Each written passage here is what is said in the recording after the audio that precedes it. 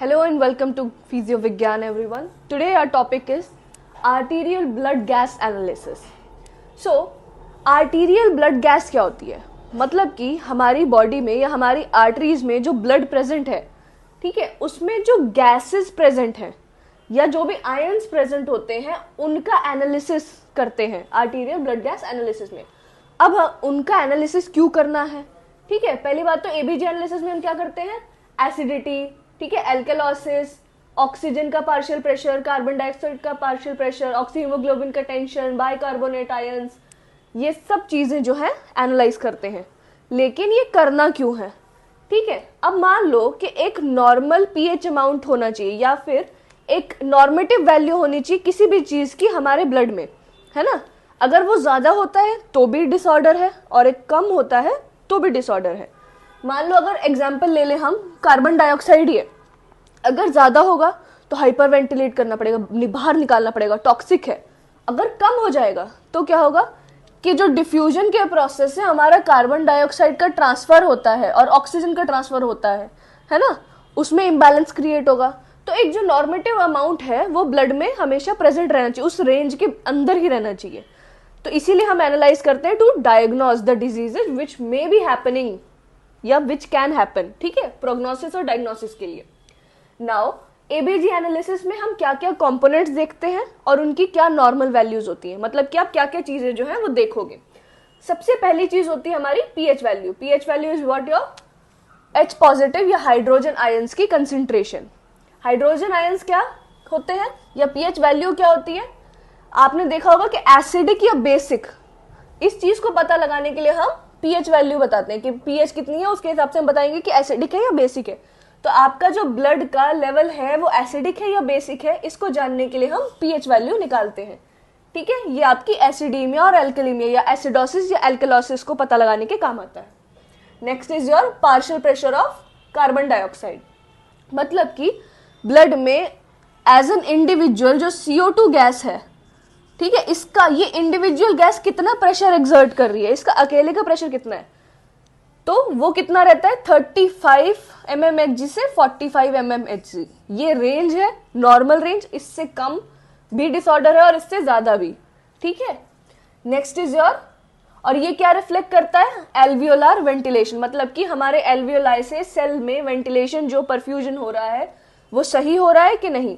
अगर तो देखो कार्बन डाइऑक्साइड जैसे ही बढ़ता है तो क्या होगा, हाइपर वेंटिलेशन स्टार्ट हो जाएगा। ठीक है, तो वो निकालने के लिए CO2 को, उसकी कंसंट्रेशन को नॉर्मेटिव अमाउंट तक लाने के लिए हमको क्या करना पड़ेगा, हाइपर वेंटिलेशन करना पड़ेगा। अगर कोई पेशेंट या कोई भी इंसान हाइपर वेंटिलेट कर रहा है तो मतलब कि CO2 ज्यादा है उसकी बॉडी में या उसके ब्लड में। Next is your partial pressure of oxygen. This is partial pressure, ठीक है, मतलब कि इंडिविजुअल गैस ऑक्सीजन जो है आपके ब्लड में कितना प्रेशर लगा रही है। इसकी नॉर्मल वैल्यू कितनी होती है, 72 mmHg से 104 mmHg। ये क्या बताता है, हमारी गैस में, सॉरी, हमारी लंग्स में जो गैसियस एक्सचेंज हो रहा है वो नॉर्मल हो रहा है कि नहीं हो रहा है। अगर तो ऑक्सीजन की मात्रा हमारे ब्लड में कम होती है, इसका मतलब कि हमारी ऑक्सीजनेशन जो है वो प्रॉपर नहीं हो रही, या तो कहीं ना कहीं रेस्पिरेशन में दिक्कत है, प्राइमरी रेस्पिरेशन में दिक्कत हो सकती है, सेकेंडरी रेस्पिरेशन मतलब कि एक्सटर्नल या इंटरनल दोनों में से किसी भी रेस्पिरेशन में प्रॉब्लम हो सकती है, या तो हीमोग्लोबिन या ऑक्सीहीमोग्लोबिन जो कंपाउंड बनता है उसमें प्रॉब्लम हो सकती है, right. Next is your oxygen saturation. अभी हमने क्या पढ़ा, पार्शियल प्रेशर ऑफ ऑक्सीजन, ठीक है, लेकिन ऑक्सीजन सैचुरेशन कितनी है या क्या होती है, मतलब कि ऑक्सीजन का amount, this was pressure of gas, this is the amount, मतलब परसेंटेज में अगर हम उसको कैलकुलेट करें तो जो आप ऑक्सीमीटर वगैरह जो फिंगर पे लगाते हैं, पल्स ऑक्सीमीटर, उसमें आप क्या देखते हैं, सैचुरेशन देखी जाती है। ठीक है, कितनी होनी चाहिए, 95 से 100। अभी जब कोविड आया था तो हम लोग क्या, किस चीज से चेक कर रहे थे कि हाँ इससे ज्यादा ड्रॉप नहीं होना चाहिए, ऑक्सीजन लेवल इससे ज्यादा ड्रॉप नहीं होना चाहिए। जो हम देख रहे थे वो पल्स ऑक्सीमीटर से देख रहे थे, और हम क्या देख रहे थे, ऑक्सीजन सैचुरेशन ही देख रहे थे, जो हम कह रहे थे कि 90 से बिलो नहीं जाना चाहिए या 80 से बिलो नहीं जाना चाहिए। ठीक है, next is your bicarbonate level, HCO3। अब बाइकार्बोनेट, ये तो देखो O2 गैस, CO2 गैस, ये रेस्पिरेटरी मैकेनिज्म के लिए है। जो आपके बाइकार्बोनेट लेवल्स है ये किडनी का, ठीक है, उसके फंक्शन के लिए, रीनल फंक्शन के लिए।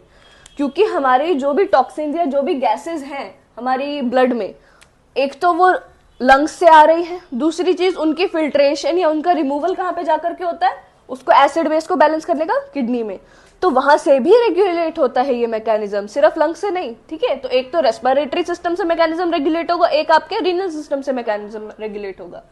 तो वहां पे क्या काम आता है आपका बाइकार्बोनेट आयंस। इनकी मात्रा कितनी होनी चाहिए, 22 से 26 मिली इक्विवेलेंट पर लीटर, ठीक है। इससे क्या पता लगता है कि हमारी किडनी जो है वो कितना बाइकार्बोनेट रिटेन कर रही है और कितना एक्सक्रीट कर रही है, उसके लेवल से हमको एसिडोसिस और एल्कलोसिस भी पता लगता है, राइट। मेटाबॉलिक एसिडोसिस और एल्कलोसिस मतलब कि मेटाबॉलिक मतलब कि जब आपकी बॉडी में सारे के सारे प्रोसेसेस हो जाने के बाद, मेटाबॉलिज्म हो जाने के बाद जो आपकी एसिडिक या फिर बेसिक कंपाउंड बन रहे हैं जो कि आपके ब्लड में आ रहे हैं मेटाबॉलिज्म के बाद, उसको क्या करती है आपकी किडनी, रिमूव करती है। अब वो कर पा रही है या नहीं कर पा रही है, उसका फंक्शन कितना सही है, उस किससे पता लगेगा, बाइकार्बोनेट आयंस के लेवल से। The next is base excess. This is what कि आपके मेटाबॉलिक एसिडोसिस या फिर एल्कलोसिस का असेसमेंट को ही हम बेस एक्सेस बोलते हैं, मतलब कि जो ज्यादा हो रहा है उसका अमाउंट कितना है।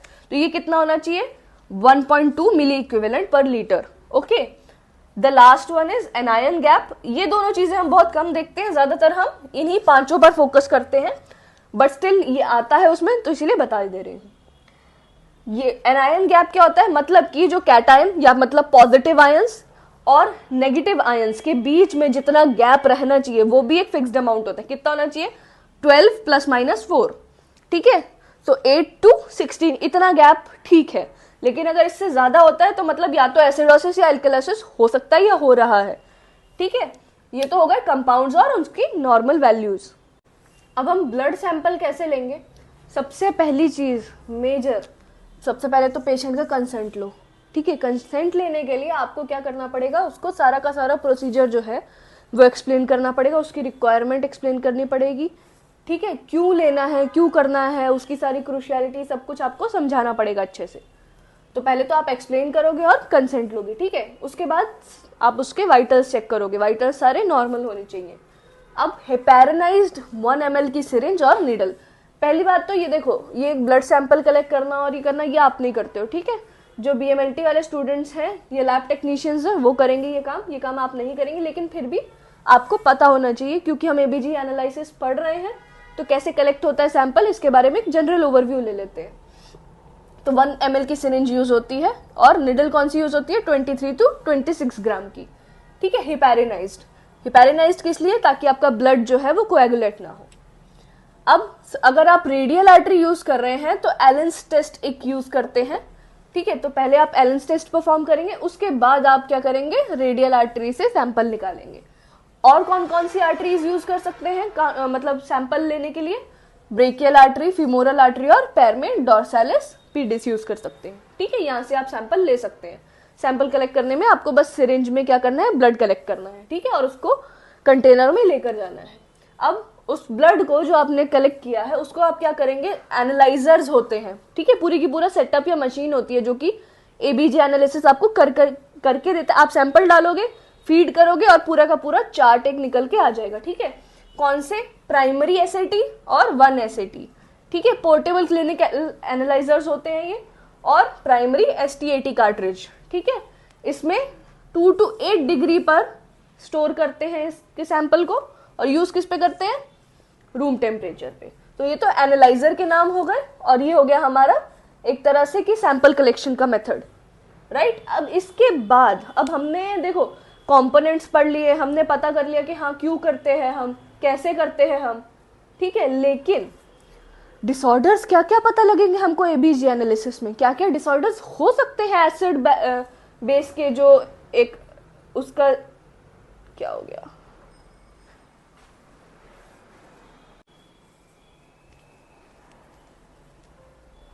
एसिड बेस के जो इम्बैलेंस होते हैं उसको पता करते हैं डिसऑर्डर्स से, ठीक है।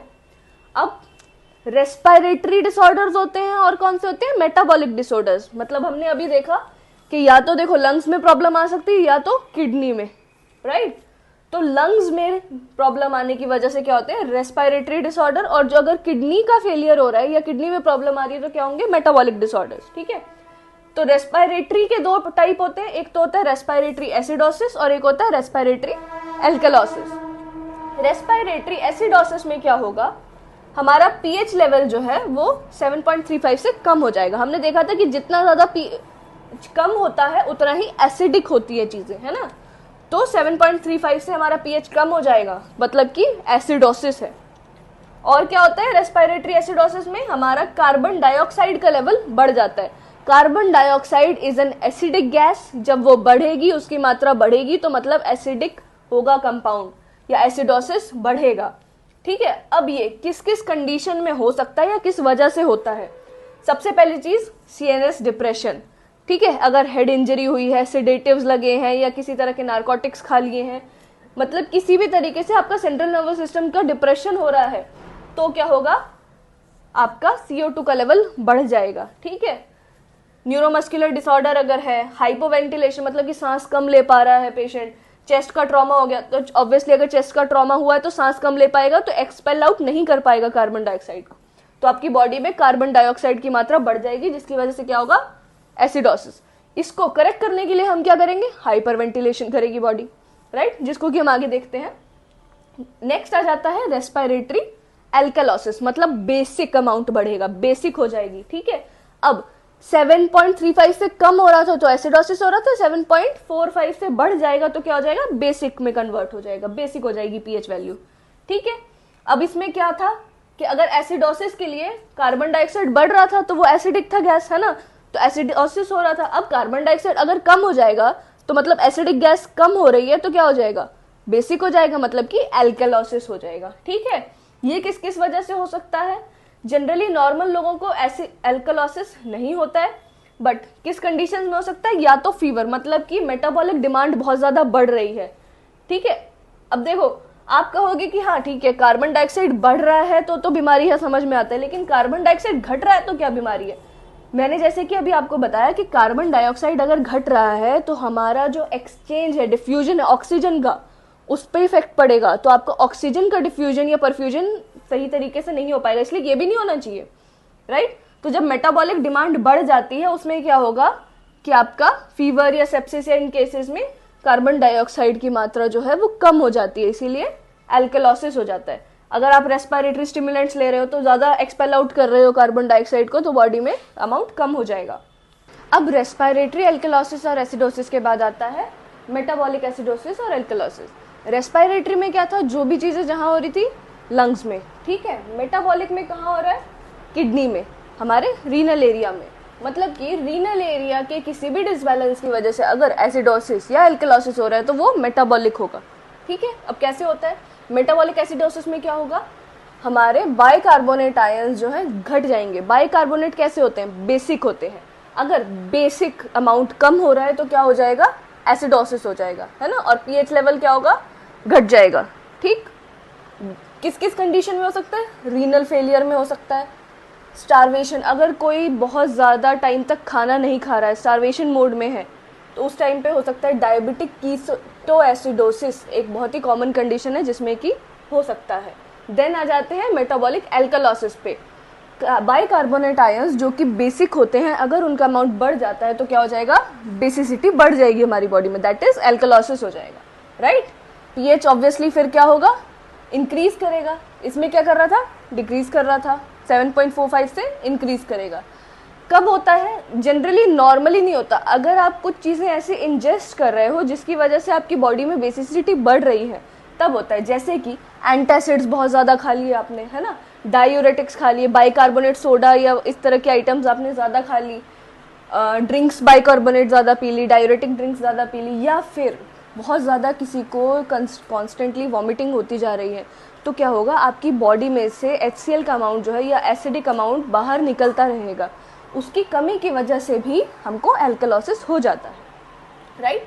तो ये तो हमारे 4 डिसऑर्डर थे। और भी डिसऑर्डर होते हैं जैसे कि हाई एनायन गैप या लो एनायन गैप, बट वो इतने ज़्यादा नहीं देखे जाते। मेजरली यही 4 डिसऑर्डर्स हम पढ़ते हैं, that is what, respiratory disorders और मेटाबॉलिक डिसऑर्डर्स। रेस्पिरेटरी में एसिडोसिस एल्कलोसिस एंड मेटाबॉलिक में एसिडोसिस एल्कलोसिस, राइट। अब क्या क्या ऐसी चीज़ें हैं जिनसे कि हमारे एबीजी एनालिसिस पे फ़र्क पड़ता है या इफ़ेक्ट आता है। पहली चीज़ कि हमने सैंपल लिया, सैंपल लेके गए, बहुत देर बाद अगर उसको प्रोसेस करा या एनालाइज किया तो उससे क्या होगा, फॉल्स ऑक्सीजन की कंसंट्रेशन या पार्शियल प्रेशर आने के चांसेस होते हैं। ठीक है, आपको O2 क्या मिलेगा, कम मिलेगा, डिक्रीज, और ये फॉल्स डिक्रीज आता है।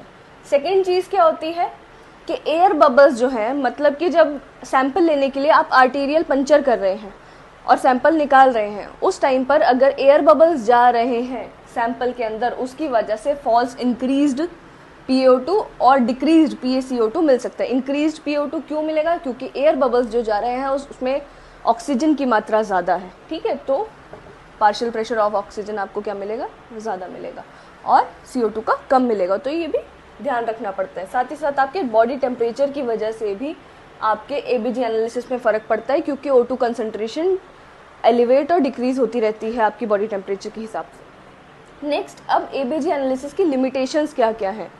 ठीक है, पहली चीज़ तो ये कोई भी स्पेसिफिक डायग्नोसिस नहीं बना सकता, मतलब कि आपके एबीजी में मेटाबॉलिक एल्कलोसिस आ रहा है, एसिडोसिस आ रहा है, पीएच वैल्यू ज़्यादा आ रही है, कम आ रही है, बाइकार्बोनेट वैल्यू कैसे, ये सिर्फ वैल्यूज़ हैं। इसके बेसिस पे हम एक प्रोविजनल डायग्नोसिस बना सकते हैं, लेकिन एग्जैक्ट डायग्नोसिस स्पेसिफिकली हम नहीं दे सकते।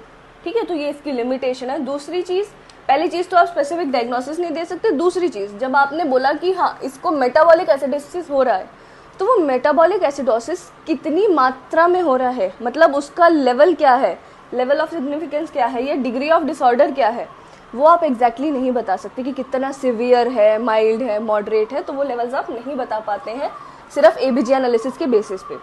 लास्ट चीज़ क्या होती है कि अगर अर्ली पल्मोनरी डिजीज़ है, ठीक है, तो उसमें क्या होगा कि शुरू में जब आपको डिजीज़ चालू हो रहा है, उस टाइम पर आपको एबीजी एनालिसिस में या एसिड ब्लड गैसेस में कोई बहुत ज़्यादा डिफरेंस नहीं मिलता। तो अगर आप अक्यूट कंडीशन में देख रहे हो तो आपको एबीजी एनालिसिस में बहुत ज़्यादा चीज़ें नहीं मिलेंगी, जिसकी वजह से आप सरपास या ओवरलुक कर सकते हो डिसऑर्डर को, राइट। तो ये इसकी लिमिटेशंस हैं। इसी के साथ हमारा एबीजी एनालिसिस टॉपिक पूरा होता है। अगर आपको वीडियो अच्छी लगे तो लाइक एंड सब्सक्राइब करिए। Thank you.